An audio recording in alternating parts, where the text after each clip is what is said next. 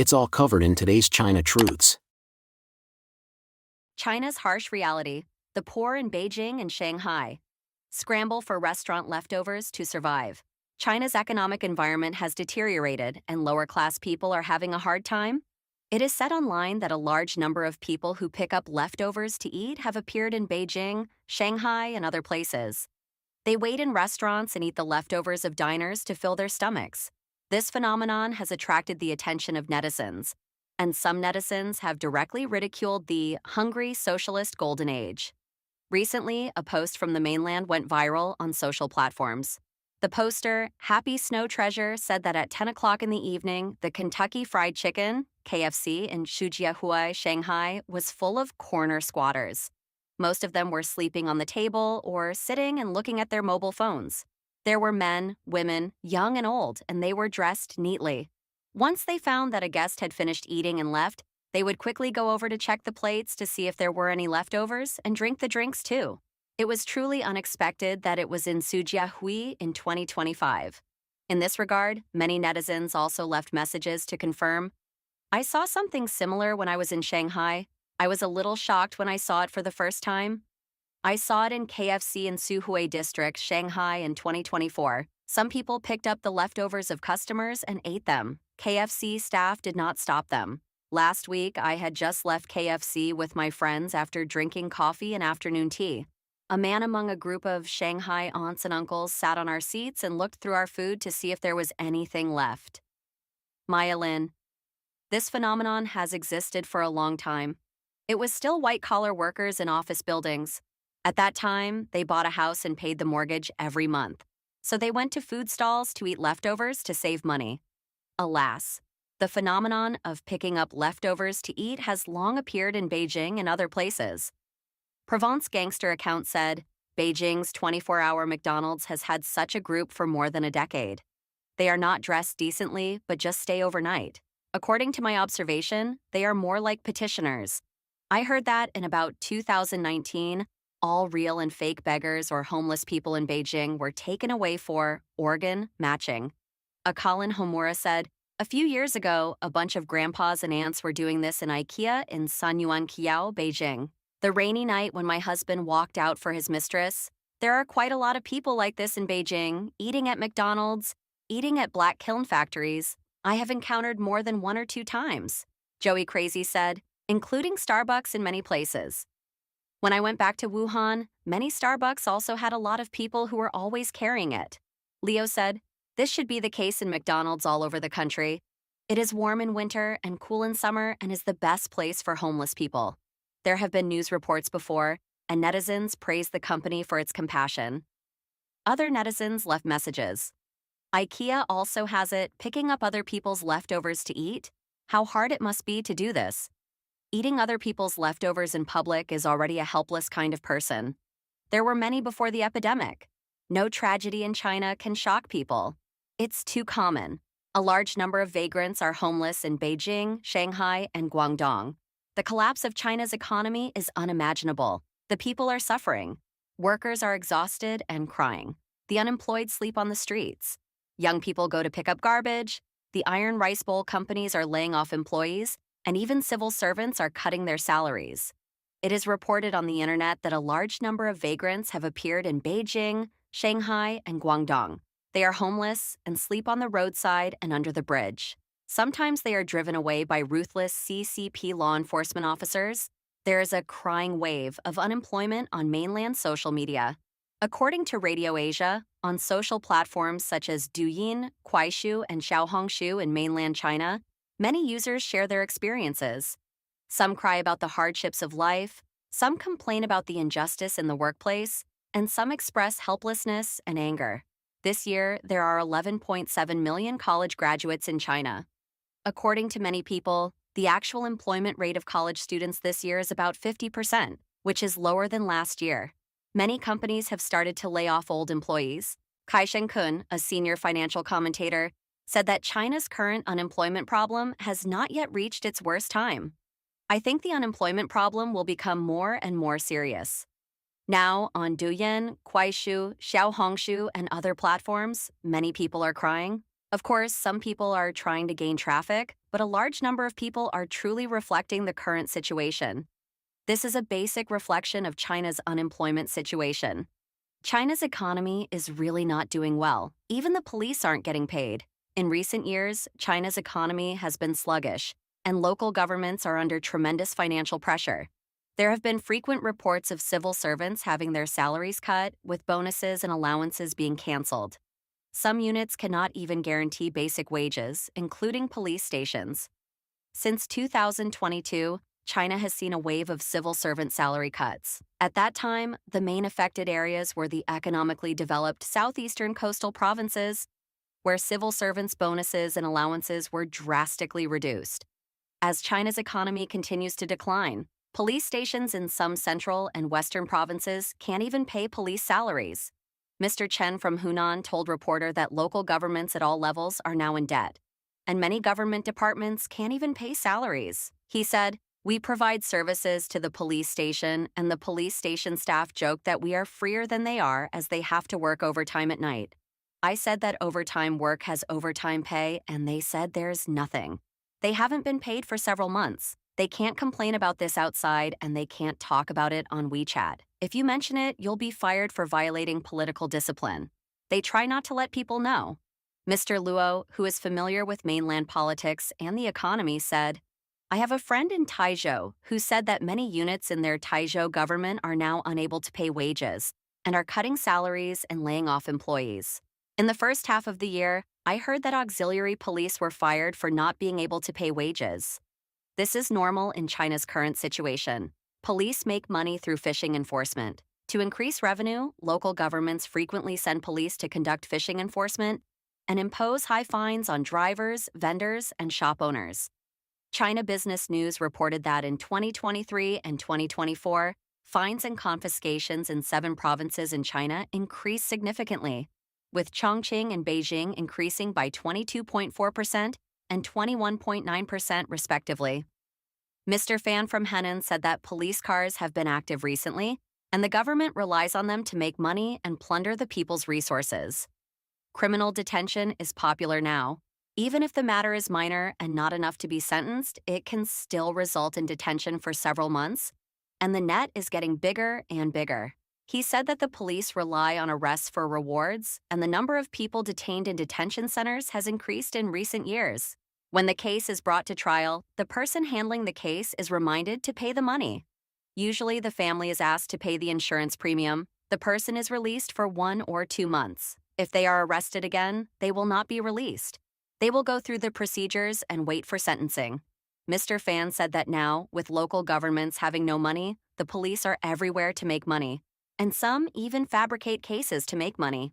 He cited an example. The boyfriend of a woman in Pu'er, Yunnan, used to do business in Myanmar. He used her ID card to apply for a card to help others transfer money. As a result, the police found that the money was not clean. Later, the woman was arrested by the Hebei police, and the Hainan police also found them. So the two sides began to compete for the case.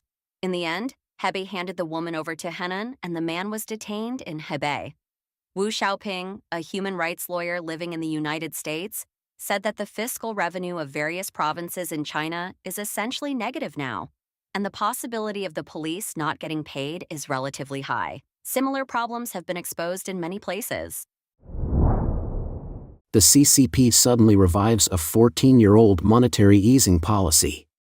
The Chinese Communist Party, CCP, recently pledged to adopt more aggressive fiscal policies and moderately loose monetary policies to stimulate a persistently declining economy. This marks the first monetary policy easing by the CCP in 14 years.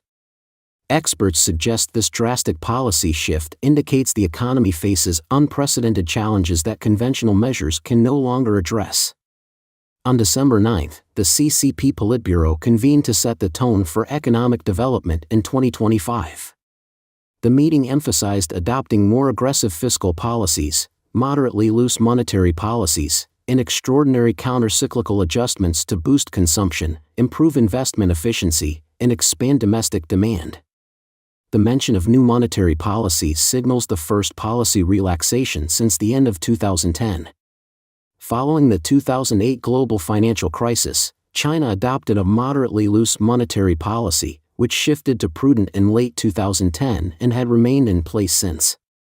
However, on the same day, China's stock market declined.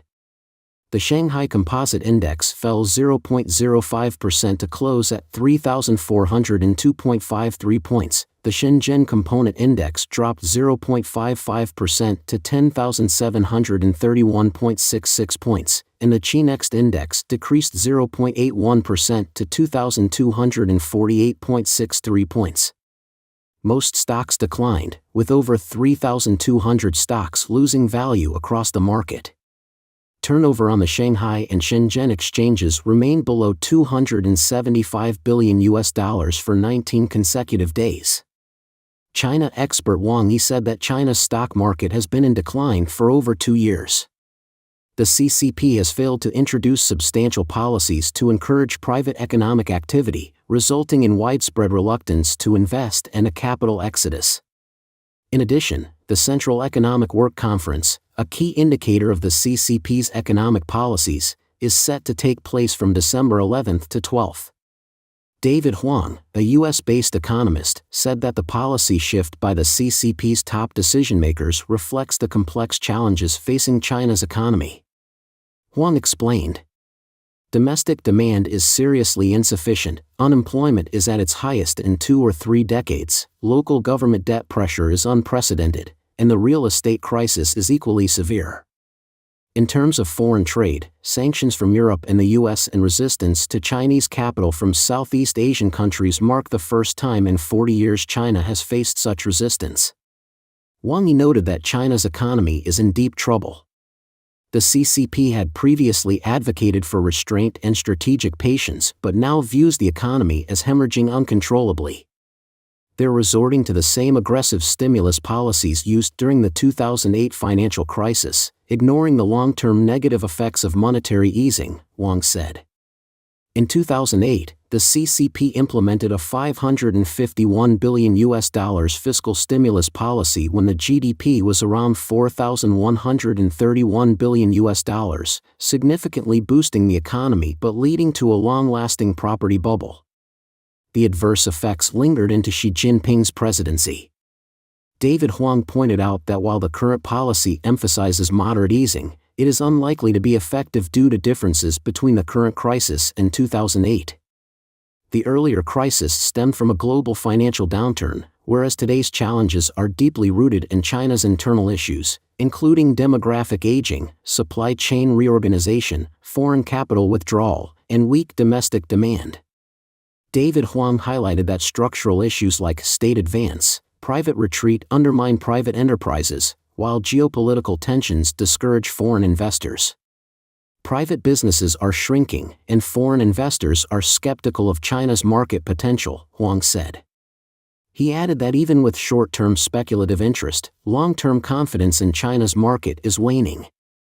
Wang Yi observed that foreign investors consider 2 factors: profitability and geopolitical risk. Escalating tensions with the U.S. and potential military action against Taiwan raise concerns that investments in China could be wiped out. China's economy faces a deadlock where maintaining the status quo without reform is unsustainable. Huang asserted that unless the CCP abandons its centralized economic model, market confidence will not recover. He emphasized that structural reforms, particularly reducing the dominance of state-owned enterprises and enhancing private sector incentives, are essential for sustainable growth. However, the likelihood of such changes remains low. Wang Yi echoed this view, noting that resolving the instability in private businesses requires constitutional and ideological adjustments, which the CCP is unwilling to undertake. David Huang concluded, "Planned economies and centralized systems have failed historically, and China is unlikely to be an exception. The bureaucratic system that props up state enterprises cannot manage them effectively, let alone ensure economic growth." 28 cities' subway debts exceed $592 billion. New round of construction plans are still approved. Spending money on large-scale infrastructure projects to boost GDP is a common tactic used by Chinese officials to earn political achievements. However, the blind initiation of subway projects has caused the total debt of subway companies in 28 cities to exceed $592 billion US. Despite the high debt burden of local governments, more than 10 major cities have recently announced the opening of new subway lines, and a new round of subway construction plans is already in the approval process, raising concerns about the hidden risks of debt. According to a report by Chinese media outlet First Financial, in early December, subway systems in several major cities, including Suzhou's Metro Line 7, Chengdu's Phase 2 of Metro Line 8, and Xi'an Metro Line 8, launched multiple new subway lines. Additionally, new subway lines in Beijing, Tianjin, Wuhan, Hefei, and other cities are set to open before the end of this year. As a result, the total operational length of subways across China has now surpassed 10,000 kilometers. At the same time, a new round of subway construction plans is in the approval stage. Reports indicate that Chengdu's fifth phase metro construction plan, 2024 to 2029, includes 10 projects, totaling about 199.8 kilometers, which was accepted by national authorities in October this year. Suzhou's fourth phase plan, 2025 to 2030, has completed environmental impact assessments and social stability risk evaluations. Guangzhou plans to build 8 new lines, with a total length of 175.5 kilometers and an estimated investment of approximately $23.7 billion US, which is currently undergoing provincial-level initial review. However, official data released earlier showed that, as of the end of 2023, high construction and operational costs, coupled with severe undercapacity in passenger traffic, have led to persistent losses for subway companies in at least 28 cities. Their total debt has reached $592 billion US. Beijing's infrastructure investment company, relying on government subsidies of $4.49 billion US, is the most profitable subway company, but after deducting subsidies, it still faced a loss of $3.16 billion US. According to earlier reports from Chinese media outlet Jiemian News, as of May 22, 2023, a total of 44 cities across China had open rail transit systems operating in subway mode. However, aside from large cities like Beijing, Shanghai, Guangzhou, and Wuhan, where subway systems have relatively good profitability, nearly 30 cities have subway companies operating at a loss. Among the 29 rail transit companies that have released financial reports, 21 of them saw a decrease in monetary funds, with a total reduction of $7.8 billion US. Furthermore, most cities' subway systems fail to meet the state council's requirement of a daily traffic volume of 7,000 passengers per kilometer. Many subway companies rely on government subsidies and real estate development to maintain operations, with government subsidies across the country exceeding $13.77 billion US. Ms. Gua, a business associate with a subway supplier in Shanghai, told Radio Free Asia on Monday, December 9, that, based on her understanding, the number of cities with subway financial losses far exceeds 28. The economic situation of subways is similar to that of high-speed rail, with most operating at a loss. David Tang, a scholar based in the United States, revealed that many second- and third-tier cities in China are now experiencing population declines, making them unsuitable for continued subway expansion. However, local governments are more focused on using infrastructure projects to boost GDP and political achievements. I remember many streets, roads, and bridges were demolished and rebuilt, repeatedly, he said. We will keep reporting on the COVID surge in China, so don't forget to subscribe to our channel and turn on the notification bell to get the latest videos. And thank you for tuning in.